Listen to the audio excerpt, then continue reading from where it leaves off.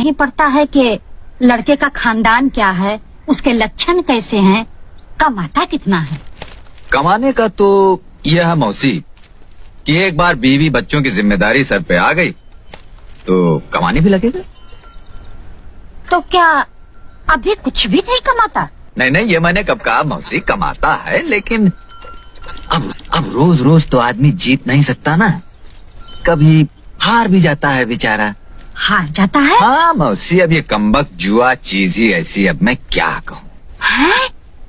तो क्या जुआरी है? छी छी छी छी मौसी, वो और जुआरी ना, वो तो बहुत ही अच्छा और नेक लड़का है, लेकिन मौसी एक बार शराब पी ली ना, फिर अच्छे बुरे का कहाँ होश रहता है।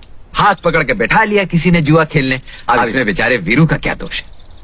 ठीक कहते हो बेटा, जुआरी वो, शराबी वो, लेकिन उसका कोई